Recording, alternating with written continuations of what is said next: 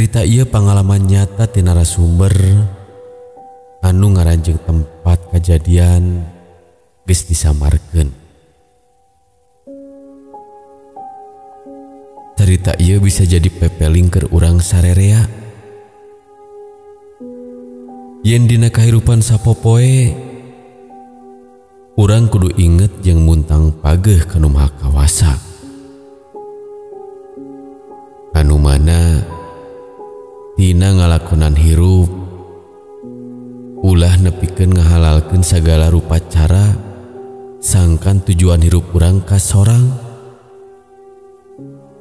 Sok komo deui dina perkara urusan nyiar dunya.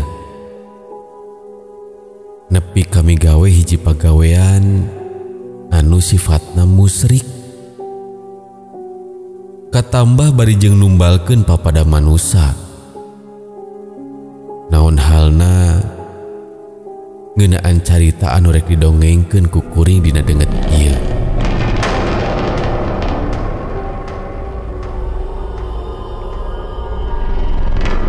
Kejadian ieu kaalaman kudu jadi kolot kuring. Basa maranehna jadi panganten anyar.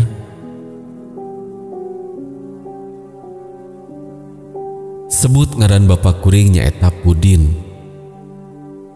Indung kuring ngaranna Sumiati. Kolot kuring duaan pugu asli nama ti Panjalu.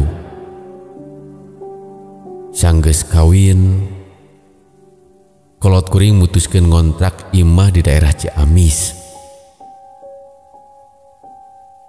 Imah anu dikontrak teh imah petakan anu ngajajar 3. Kolot kuring milih imah kontrakan teh anu posisina di tengah. Imah anu jerona teh ngan aya hiji kamar jeung ruang tamu. Memang mantes jang kolot kuring anu harita mah masih keneh panganten anyar. Hirup ngan ukur duaan. Saban poe kaliwatan ku kolot kuring. Eueuh anu aneh di eta imah teh. Tapi sanggeus sababaraha bulan ti harita nu jadi indung kuring mimiti ngandung budak kahijina. Ti harita mimiti aya kejadian-kejadian aneh anu kaalaman ku kolot kuring. Basa indung kuring keur ngandung di bulan anu munggaran. Indung kuring mimiti ngerasakeun keanehan di eta imah. Di mimiti sora siga aya anu keur ngoetan tembok unggal peuting. Nepikan ninggali siga aya sakolebat-sakolebat awewe anu ngaliwat lamun indung kuring keur kaparengan sorangan aya di imah. Tapi anu leuwih anehna ngan indung kuring anu bisa ngarasakeun jeung pernah ninggali eta awewe. Sedengkeun bapak kuring tara pernah diganggu atawa ngerasa aya anu aneh cicing di eta imah. Anu matak ngaganggu karena pikiran kolot kuring harita nyeta unggal aya dulur anu nganjang pasti sok ngomong yen imah anu dicicingan ku kolot kuring teh aya anu ngageugeuhna. Cenah cek beja mah anu ngageugeuh kontrakan anu dicicingan ku kolot kuring teh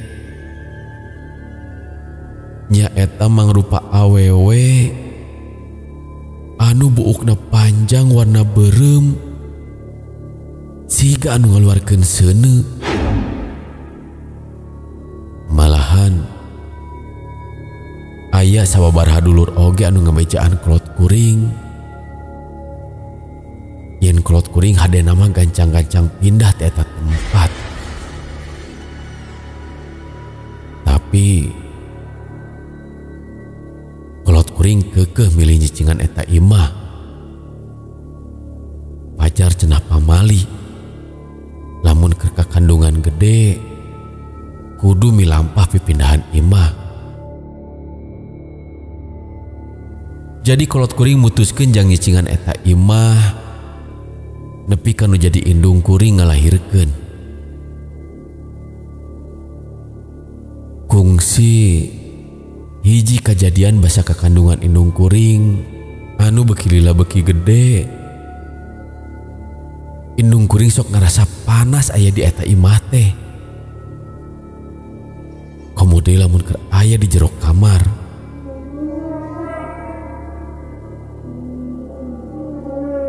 Malahan nu jadi indung sok ngomong, siga aya seuneu di jero kamar. Mata kawana asa panas pisan. Malahan nepi ka wanci tengah peuting, hawa di eta kamar teh karasa panas keneh. Nya antugna kolot kuring milih sare di tengah imah tibatan di kamar. Kejadian harita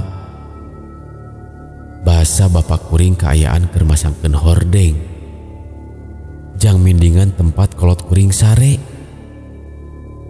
Anu mana basa keur masangkeun hordeng bapak kuring nonggongan anu jadi indung. Kusabab indung kuring geus ngarasa tunduh, nya anu jadi indung sare miheulaan bapak kuring. Karek sababaraha menit indung kuring peureum. Ujug-ujug beuteung indung kuring karasa siga aya nu neunggel tarik pisan. Indung kuring langsung ngajerit bari ceurik. Harita indung kuring langsung nyarekan anu jadi bapak. Tapi bapak kuring diomongan siga kitu ngadon ngahuleng sabari reuas alatan ngadenge indung kuring ngajeritna tarik pisan. Aduh, aduh, dasar belegung, geus nyaho pamajikan keur gede beuteung ngadon diteunggel. Naon ai mama? Lain bapak nu neunggel beuteung mamah mah. Bapak oge mikir atuh. Terus saha atuh nu neunggel, Pak? Beuteung abi nyeri pisan ieu. Cek indung kuring bari ngarasakeun ka nyeri. Nyanggeus atuh. Isukan urang ka imah mak nok we. Urang pariksakeun eta kakandungan teh. Mak nok teh nyaeta saurang paraji anu geus lumayan kolot. Anu cicingna teu jauh ti imah kontrakan kolot kuring. Sanggeus kajadian kitu, beuting harita kolot kuring nuluykeun sare deui. Tapi karek oge ngaleyep. Ujug-ujug indung kuring kareuwaskeun ku hiji lalaki pikasieun anu dedegana jangkung gede. Antara sadar jeung teu sadar, indung kuring ninggali eta lalaki kaluar ti kamar. Indung kuring bari ngais orok. Lalaunan eta makhluk teh nyamperkeun anu jadi indung bari ngadereg-deg. Nu jadi indung kuring nutupan beungeutna make simbut. Anu mana ujug-ujug eta lalaki badag teh ngabebeutkeun awakna palebah luhureun beuteung indung kuring.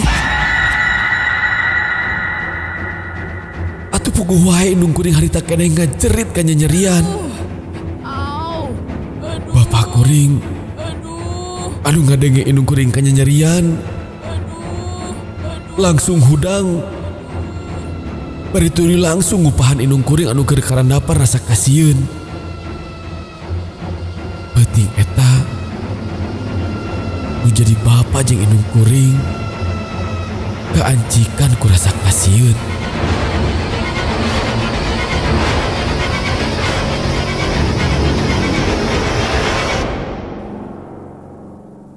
Nepi ka wanci isuk geus datang. Anu jadi anehna basa harita beuteung indung kuring teu nanaon. Manehna teu ngarasakeun ka nyeri siga anu dirasakeun basa keur peuting tadi. Kumaha mah? Eta beuteung teh nyeri keneh teu? Hayu atuh. Bisi eudeuk ka imah mak nok teh. Tos teu nyeri da Pak. Nya mudah-mudahan weh teu nanaon.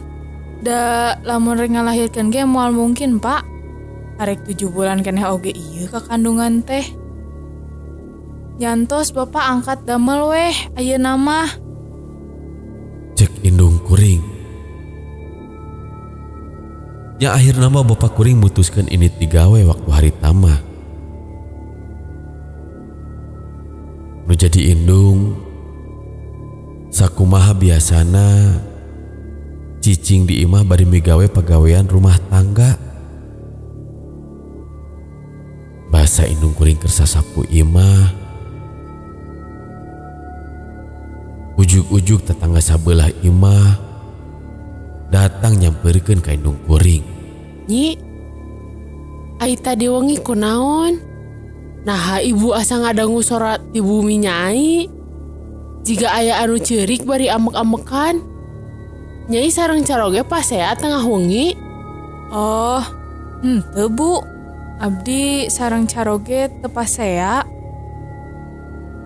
Harita indung kuring nyaritakeun kejadian anu basa peuting kaalaman ku indung kuring ka eta tetangga teh. Eta nu jadi tetangga indung kuring ngan saukur ngadengekeun.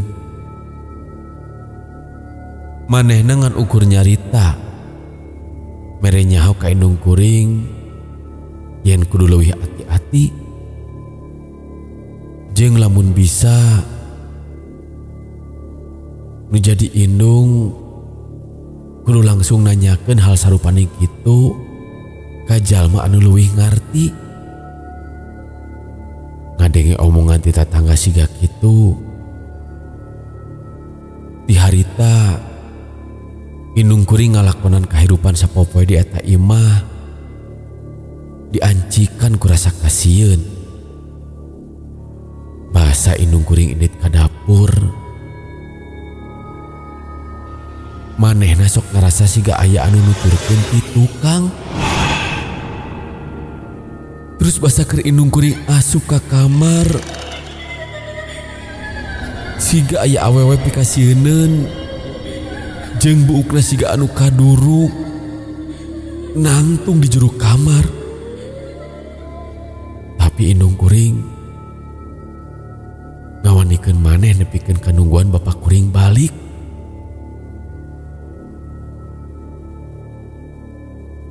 Basa dina wanci jam 3 sore. Ujug-ujug indung kuring ngarasakeun beuteungna nyeri siga anu dipurilitkeun. Tuluy bari dituturkeun ku kaluarna getih. Campur cai ketuban anu kaluar tina palebah palawangan indung kuring. Nya harita indung kuring gogorowokan minta tulung ka tatangga. Nempo indung kuring kayaan sarupaning kitu. Bari rusuhan tetangga indung kuring indit ka imah eta paraji. Nya tekung silila manok oge nepi ka imah kontrakan kolot kuring. Anu satuluyna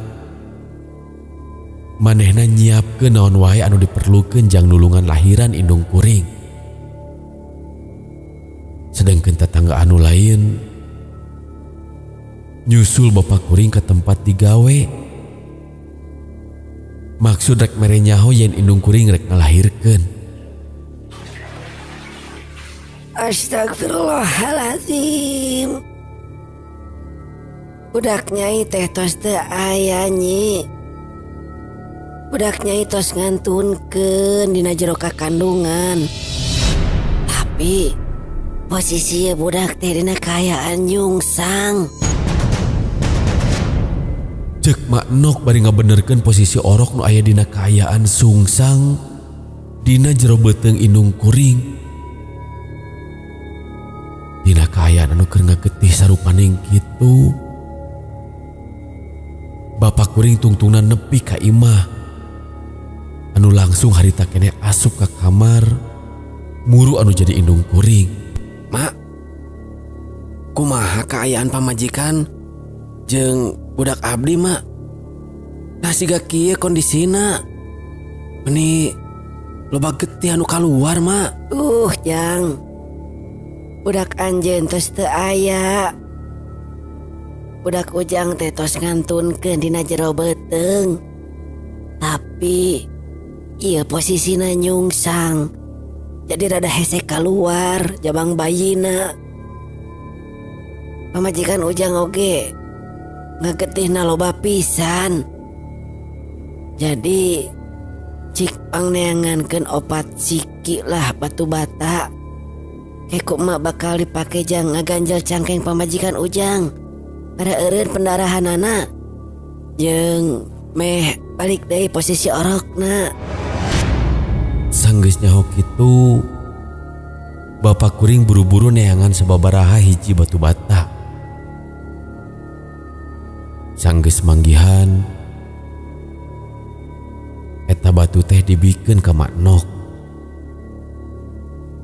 Katempo harita eta paraji nuluykeun pagaweana. Bari babacaan jampe jeung doa-doa keur anu jadi indung kuring.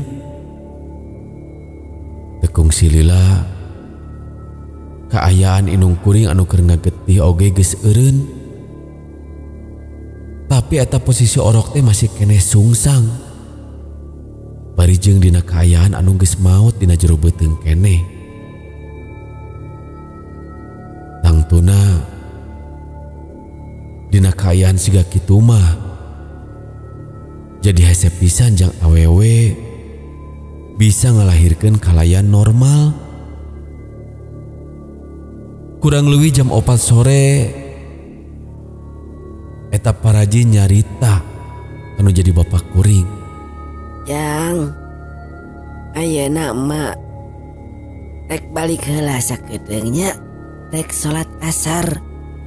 Insyaallah geus asar orok Ujang bisa keluar. Mat, jaga pamajikan Ujang tong poho jikir tuluy nya. Tapi Ujang jeung si Nyai tong reuwas. Namun engke eta budak lahir. Nah emang kunaon orok abdi mak? Engke oge bakal nyawa sorangan Jang. Cek Mak Nok. Harita Mak Nok tuluy balik ka imahna. Sangkan ngalaksanakeun heula kewajibanana. Sanggeus sababaraha lila kurang leuwih jam 5 sore Mak Nok balik deui ka imah kolot kuring. Anu satuluyna migawe deui nulungan anu jadi indung kuring ngaluarkeun orok anu puguh geus eueuh nyawaan dina jero beuteungna. Sok Nyi, sok. Ayo sok. Saeutik deui Nyi. Sok saeutik deui. Ayo Nyi. Ayo.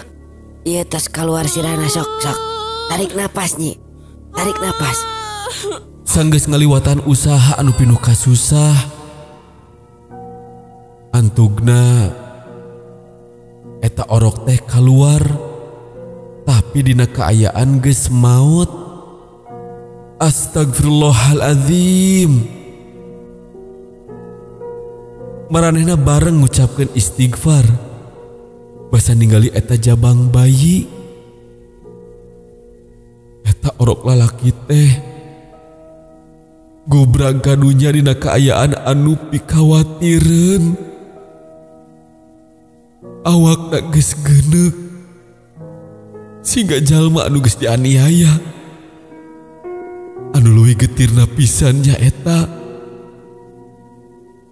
duanana suku orok eta teh aya dina kaayaan tibalik. Keneung suku aya di hareup, sedengkeun ramo suku aya di tukang. Ningali kondisi orokna anu kitu, indung jeung bapak kuring harita keneh ceurik alatan dandangan kasedih.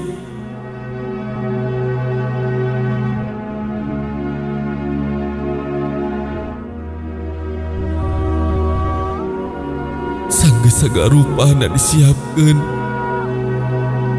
bapak kuring indit ka imah nini kuring. Maksud rek mere nyaho yen indung kuring teh geus lahiran, tapi anu jadi budakna maut.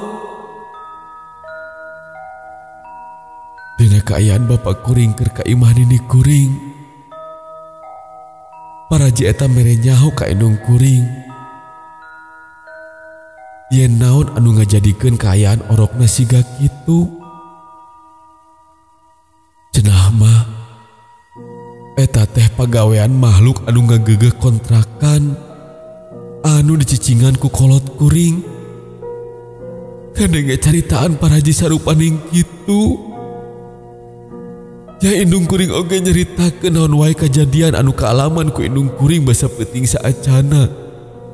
Imah nu ditempatan ku anjeun teh jahat, jahat nu ngagegehna jahat pisan. Hiji awewe nu goreng patut jeung buukna ngaluarkeun seuneu, eta anu paling jahat. Lalaki gede anu nimpah ka anjeun peuting tadi, eta anu ngabalukarkeun kondisi orok araranjeun siga kieu. Eta makhluk teh piaraan jalma, aja manehna nyimpen eta makhluk-makhluk teh di imah ieu. Ngarah leuwih gampang maranehna nyokotan tumbal. Geus ayeuna mah buru-buru pindah ti ieu imah. Ya, da buru-buru pindah ti ieu imah. Indung kuring ngan ukur bisa ceurik bari nahan ka nyeri sanggeus ngalahirkeun. Tatangga hiji-hiji mimiti daratang jang nempok kaayaan indung kuring.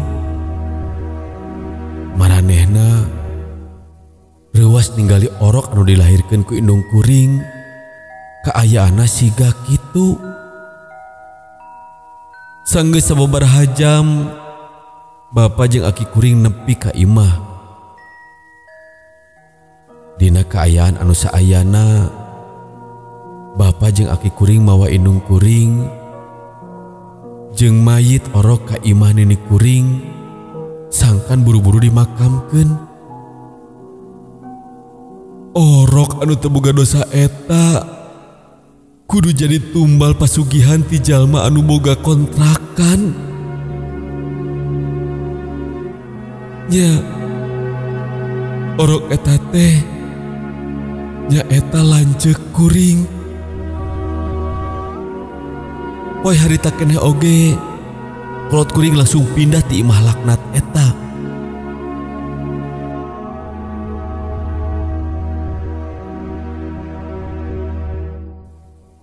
Dua tahun sanggeus kajadian eta, indung kuring ngalahirkeun kuring. Basa umur kuring leutik keneh nu jadi indung kebeneran datang ke tempat eta deui jang manggihan babaturanana. Tatangga indung kuring harita mere nyaho soal kaayaan imah anu kosong sanggeus ditinggalkeun ku kolot kuring. Cek beja cenah puguh nya imah anu posisina di tengah teh ngahaja disimpenan makhluk anu pikasieun kuno boga kontrakan jang tumbal pasugihan ting kaparengan atawa henteu, tapi unggal jalma anu nempatan eta kontrakan teh sok panganten anyar jeung unggal kakandungan atawa ngalahirkeun, pasti eta orok aya dina kayaan anu geus maut. Tatangga indung kuring oge ngabejaan yen sanggeus sataun indung kuring kaluar ti imah eta, jalma anu boga kontrakan teh maut. Malahan basa keur sakaratul mautna oge aya dina kaayaan anu pikawatireun